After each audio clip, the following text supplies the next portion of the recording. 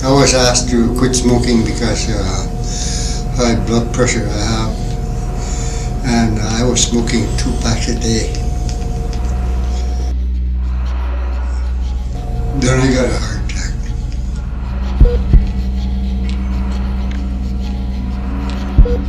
I was not breathing, my heart stopped. I was dead. Completely dead.